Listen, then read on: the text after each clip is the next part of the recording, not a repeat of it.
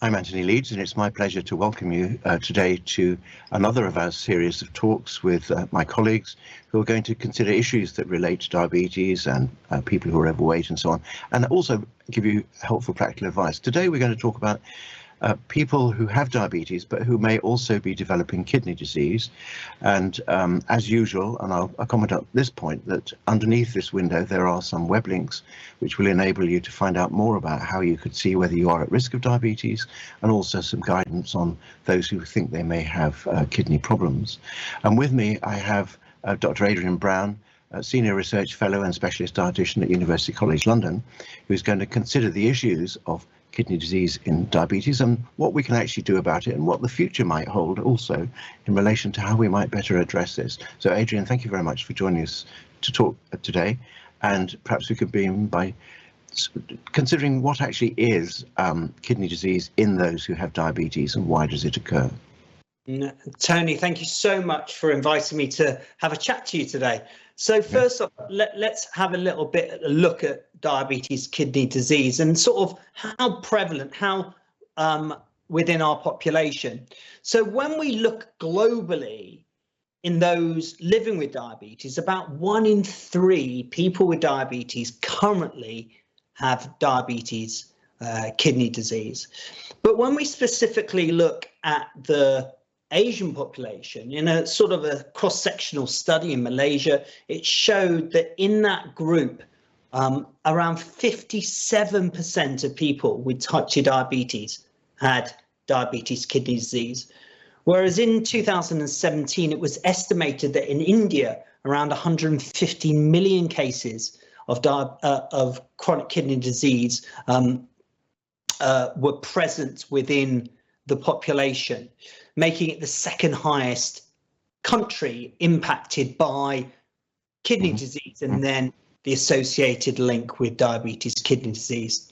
So diabetic kidney disease happens when a person's diabetes damages the blood vessels or other cells in the kidney.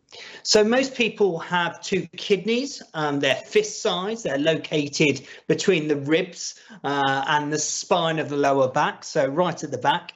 So one of the main jobs of the kidneys is to filter blood. So it gets rid of extra fluid and waste products from the body when you either urinate or wee.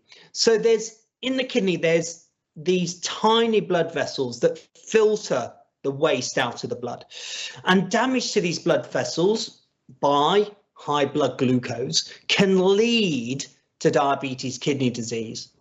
So high blood glucose levels causes extra blood flow through these filters in a person's kidneys.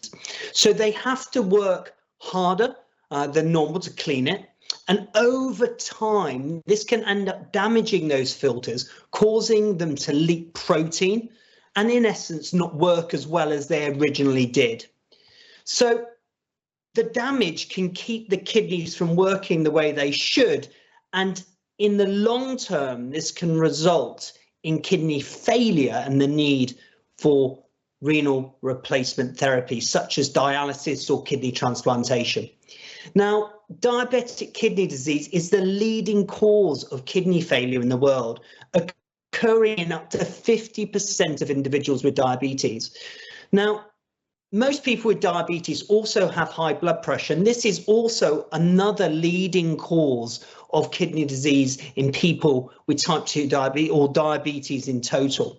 But other factors that have actually linked him with the increased risk are things like insulin resistance. That's one of the strongest metabolic predictors or features of people with type 1 and type 2 diabetes. As I said, uncontrolled high blood pressure or hypertension. So as I said, that's the other key cause. Smoking, high blood cholesterol, but also we need to be incredibly aware that people living with a higher body weight, so living with obesity, are at higher risk of kidney disease, as living with obesity has actually been linked as an independent risk factor for kidney damage and actually failure. So outside of people having hypertension and other conditions, and also diabetes, obesity is also a significant risk factor. But also what we do find is we find people that have a family history of either diabetes or kidney disease are at a greater risk. But also we need to think about the diet as well, and think about those diets that tend to be higher in fat and salt, and not being physically active, also potentially linking with that increased risk of diabetes, kidney disease. So viewers will be thinking, a viewer who already has a diagnosis of diabetes will be thinking, well, now how do I find out whether or not I've got kidney disease, and am I at risk? What are the tests that can be done? How can they find out? So I think it might be worth taking a step back and thinking about the symptoms. So how would I know? Let's say I am living with diabetes and I'm unsure. So the key here is that the damage to the kidneys is often very slow. It happens over many years. And so it's really important that individuals identify this earlier rather than later. So as a result of that damage, your body, if you have diabetes and you have damage to the kidneys, can store extra water, waste products and salts that would normally be removed. So it's absolutely key that this is identified early, and this can result in small amounts of protein, as I said, being leaked out into the urine. So we can identify those with diabetes, kidney disease from that protein within the urine, and we can talk a little bit more about that later on. But what's important is right in the early stages, there might not be any symptoms. So what's really, really key is that individuals living with diabetes are screened regularly for kidney disease in order to identify and also treat this early. So it's so absolutely key that if you have diabetes, that you attend your appointments with your clinical team or your local physician, your primary care physician, to get tested. But symptoms that might be regular with diabetes, kidney disease, might be feeling tired, needing to wee a little bit more, usually particularly at night. You might have some buildup of fluid in your body. So this could lead it to swelling in your arms or in your legs, high blood pressure as well. This is what we call pulmonary edema. You might have itchy skin as well.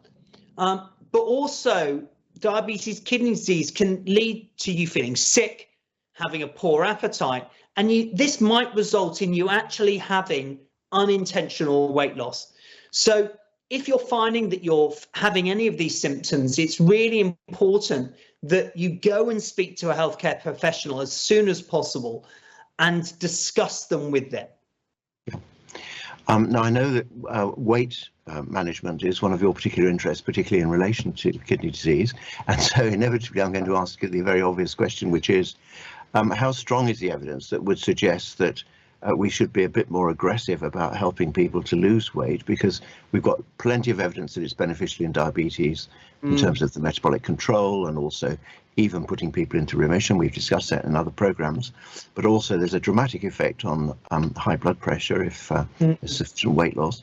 And of course, all of those will then interact also with the processes which we now know. And as each year goes by, the very basic scientists are finding out much more about what it is that actually causes damage to the kidney. It would appear, from certainly what I've read and from what you and I have discussed, that actually losing weight would be a jolly good thing to do, even at the very early stages, before you even know perhaps that you've got any evidence of kidney disease at all. Would you like to comment? That was a very long rambling commentary, but perhaps you could comment on that. Tony, you've highlighted a really important point that I sort of said earlier on, is that obesity is an independent risk factor for kidney disease in itself and kidney failure. So addressing weight loss has been shown to help. So they've had studies from bariatric surgery where they've actually seen some great improvements in kidney function in those individuals that lose weight. And there's now a real focus on attempting to get people to lose weight in order to slow that progression from the early stages of kidney disease through into the later stages. Now, there was a Cochrane review a few years ago that looked at all the evidence related to kidney disease and its progression. And what they found was there was actually very few interventions that were specifically designed to do this. And so what we really need to be doing right now is developing better evidence to try and help people in those earlier stages of kidney disease in order to lose weight. But yes, you're absolutely right. Weight loss and helping people to get better health can be absolutely key to slowing down the progression of kidney disease. Yeah. So if you were then to consider what advice you would give people based on present knowledge and what it is safe to advise people to do. I mean, obviously individuals should, where they have access to medical care, should ensure that they follow the guidance that they're given and use such medications as are available. But we do have to remember that quite a proportion of populations in some parts of the world actually don't have access to the wide range of sophisticated medications that are available in some other countries. So there is an issue there about access to medication and management, and indeed even to access to medical care as such. So on an assumption that we're really asking the question, for people who do not know, obviously if there's a family history and all the other factors that suggest there might be diabetes, go to one of the diabetes risk factor websites that we've actually listed underneath this video and look at that first of all.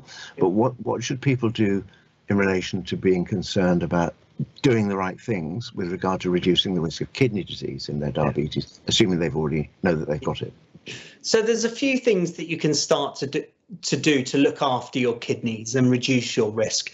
So as we were saying around weight loss, but it's looking at your lifestyle and thinking about, is there anything that you can think of about staying as healthy as you can for as long as you can? So healthy lifestyle habits can help to improve your blood glucose and your blood pressure, and they can be a really good start. So aiming to stay at a healthy weight for you is a good idea. So if you're a healthy weight, work at staying at that weight as much as you can through healthy diet, getting physical activity as much as possible, sleeping well, and managing your stress. If you're thinking about weight loss, as we mentioned just before, what I would recommend you do is go and speak to your healthcare team or physician about losing weight and getting referred for extra support. The key is to finding something that you're able to stick to in the long term. We often go on crash diets or do something that's extreme that isn't supported. So finding something related to that you can do to maintain a healthier weight for as long as possible is really, really important. And if you need to get an extra little bit of help, you could ask to work with a dietitian to develop a meal plan and limit the salt or sodium in your diet and get a healthier lifestyle. What's also important related to reducing down that risk, as I said, is seeing your team on a regular basis. Keep to those appointments. Get your kidneys checked for other complications as well. Manage your diabetes as well. So if you are living with diabetes, check your blood glucose control and being able to manage that. And that could involve altering your diet. So looking at the amount of carbohydrate in your diet, looking at increasing whole grains, fruits and vegetables, but also, as we said earlier on, looking at interventions that can help you to lose weight, can also slow that progression. Managing your blood pressure is very important as well. So high blood pressure, as we said, can increase that risk. So thinking about the salt, thinking about physical activity as well.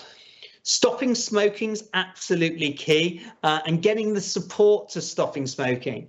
So cigarette smoking can damage the kidneys and actually can impact on them working as well as they could. Yes, Tony. And then a practical observation there, of course, and we know from what happens in the United Kingdom and other European countries, is that where we successfully achieve smoking cessation, quite often people restart, and people should never feel that it's not appropriate to go back ask again. You just start Yes. over again and stop smoking. And it's much better to do that than to just say, oh, I've failed, I'm just going to continue smoking. People should try and try and try again. And it's much the same with weight, isn't it? Where people lose a certain amount of weight, we know there's a benefit in terms of cardiovascular risk of having a period of reduced weight, even if you regain some weight afterwards. And even then, if people say, I failed, I can't do it, I can't achieve weight loss, actually, that is not the right thing to do. You try again, and you try again, and you keep on. You never give up. You just continue. That's my view. Whether people will follow that, I don't know. We have to wait and see. I think there's some really key messages there, Tony, related to ensuring that if you do something and you're struggling, it's about getting the appropriate support to help you. And it's not seeing it as failure, it's seeing as learning that maybe what you were doing wasn't working the way you wished it to, and maybe you need to try something different. So it's about what we can learn from those attempts that might not have given us the outcome that we want, and thinking, okay, are there elements of what I've done in the past that I might be able to use now, but are there things that I didn't enjoy? And that's so important when we're doing any lifestyle change, about making sure that it's more permanent and long term. Now, there's also medications that can also help to reduce down the progression of this and the risk of damaging your kidneys. So medications for blood pressure or diabetes, but also there's now ongoing research looking at the drivers that drive the progression of diabetes, kidney disease. And I do believe there's going to be some hope of new discoveries of new drugs and maybe even gene therapies that can hopefully slow that progression to developing diabetes, kidney disease in the future. Yeah. And also, of course, we do need more information and guidance about how people can maintain their body weight when they successfully achieve this. And there's a lot of really good work has been done. Now, you mentioned earlier the effects of bariatric surgery, and the Swedish obesity subjects study, which is now able to report data on people who had their surgery 26 years ago, actually does give very promising information about the beneficial effect on kidney disease in people who have diabetes. So that's very good. We need much longer term studies using the new medications for weight management in terms of what those are going to do, but they also look very promising. Of course, they're very expensive. And so when we're thinking about the issues that low and middle income countries have in being able to deal with the very large numbers of people who actually have or may develop diabetes, we probably have to give guidance that doesn't include the very expensive approaches, but that includes relatively straightforward, less expensive ones. So that's diet and the lower cost medications. And in fact, I suspect that managing what we know, for example, I've already, as you know, interviewed Michael Lean about the diabetes remission study that's just been done in Nepal, and we're now going to go on to do a much larger scale study showing that using traditional diets, in other words, reverting to the types of foods that people would traditionally have eaten rather than the sort of Western style of product which tends to sort of become pervasive throughout all food cultures throughout the world, moving back to the traditional foods would seem to be a possible way of addressing this. And I think this is something to think about, perhaps in relation to people with diabetes and who also show signs of having kidney disease as well, in order to get weight loss and maintain it. So there is quite a lot to do, but however, we already have enough information to be able to give sensible and safe advice, which is, do you want to summarize very quickly what to do? First of all, look at the websites to find out what the risks are, read more websites, information to find out more practical information. But how would you summarize finally the sort of key points that you would give to people? So the best way to treat diabetes kidney disease is to catch it early and prevent it from happening. I think that's absolutely key. So if you're noticing that your kidney function is reducing, or through your tests as you are annually tested with your diabetes, is important you speak to your teams about what can you do. As discussed, think about lifestyle changes, stopping smoking, living a healthier lifestyle, or if you're struggling with those medications that might help with diabetes, kidney disease. And you mentioned some of these new medications, Tony, such as GLP-1 receptor agonists that have shown some real great benefits potentially for those individuals with progressive kidney disease. And hopefully in the future, they're available to a wider population. At the present time, even within the UK, access to these medications outside of private prescription can still be quite challenging. So there's a long way to go to be able to envelop and use these medications to their full potential. However, it's realizing that they do seem to show some benefit in this group. I think what we really need to do is focus in on attempting to improve the lifestyles of people. If people wish to lose weight, helping them to lose weight, but ultimately supporting them before they get into kidney failure that might require renal replacement therapy. But if you're concerned about anything, what I suggest you do is go and speak to your medical team, check out the links below that are going to be absolutely key, and get the support you need. Yeah. Okay, wonderful. Thank you. Adrian Brown at University College in London. Thank you very much for talking to us. And as Adrian has just said, please look at the links which are underneath this window with the video. So thank you very much. Thank you, Adrian. Thank you very much, Tony.